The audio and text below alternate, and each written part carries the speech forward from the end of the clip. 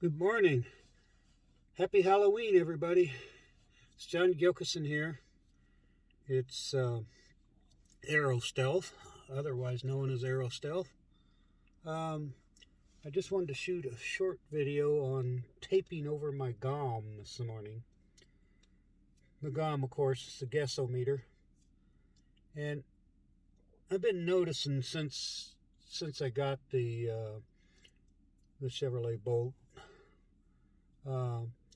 that there's three displays on it. One tells you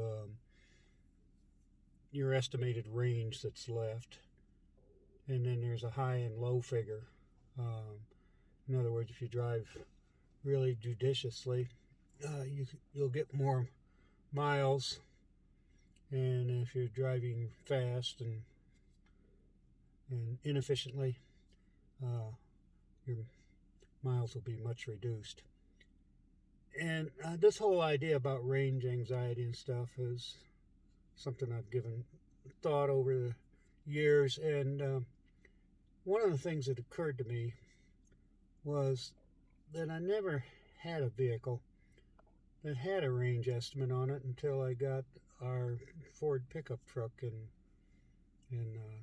2014. And it has one on the dash.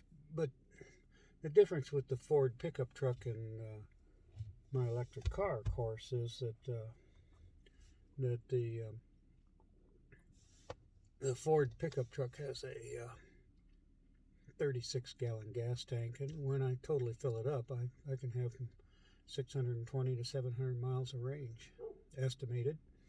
And the car, of course, at best will only estimate 270. And once you start driving, that drops rapidly, and if you use air conditioning or heat, it'll go down even more. So, and I just find that it's kind of unnecessary to fret over it or dwell on it, because all the cars I've owned in the past had gas gauges. And what I'd do is go to the gas station, fill up the tank, drive till I got to about a quarter tank, and I'd go back and I'd fill it up. And I never really concerned myself with range at all. And the Chevy Bolt has pretty much the same thing. I think you can see it here. It's of course, on the left there, where the GOMs are taped over, there is a state of charge. And you can see that the green is all the way up to about 45% on it. So in other words, my car presently has about a half a tank. By half a tank, of course, I mean half of a battery charge. So, and I still have these figures here on the center console, and in the speedometer area, it's telling me that I've been 125 miles. And I know that normally I only drive the car from somewhere around 150 to maybe 200 miles max. And so anyway, let's just say you took the figure 25 miles of range per 10%.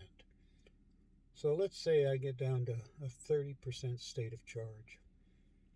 Okay. Now I know from experience that when we go to town and come home, we do some driving around town also. That's 50 miles. So essentially I need 20% of battery to do a trip to town and back. So, and right now I'm at 45. So I got 15% more battery to even get to that. So once I get down to 30%, and I'm contemplating any trip to town, I should charge the car. 25% would be the lowest I should go, period. And in the wintertime, that's probably not a good idea. So there you have it.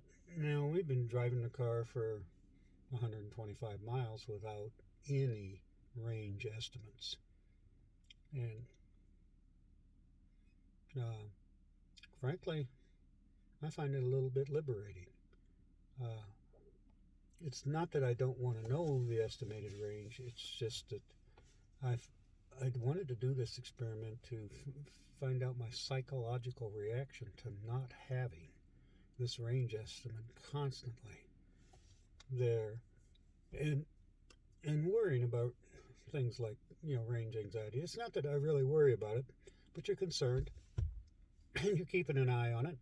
And quite frankly, I never had to do this in the past with any gas cars.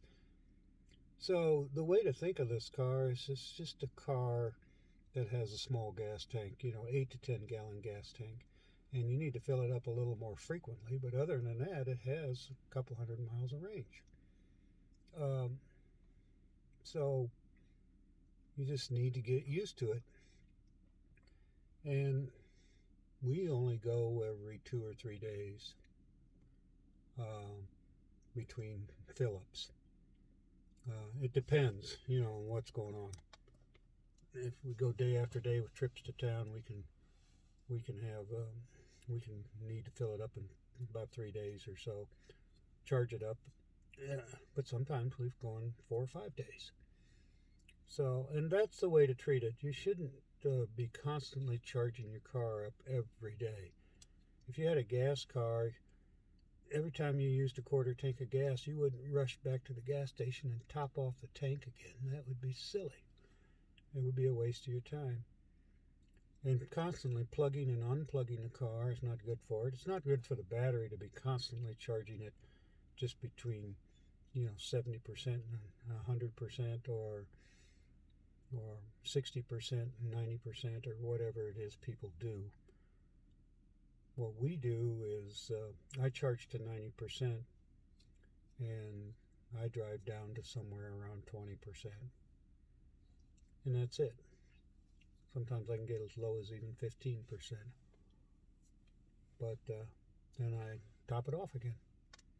And that gives you full charging cycles, more or less. And the car's good for a couple thousand charging cycles, which is like 20 years of charging. But for Christ's sakes, it's not a cell phone that you constantly got to be charging up every day. It's a pretty big battery. 65 kilowatt hours is a pretty big battery. So that's all I had for you this morning. I'm going to take the tape back off after this charge cycle, but it was a fun experiment. It was a little bit liberating, actually, to not be seeing the GOM for a while, and it's made no difference at all as far as how I drive, so, or my concerns or anything. I have less concerns, actually. So I'll let it go there. Everyone take care. Doesn't seem like I can do one of these videos and hardly ever get it in under 9 minutes. But anyway, 9 minutes feels like a video worth shooting. So, happy Halloween. Take care, everyone. Bye-bye.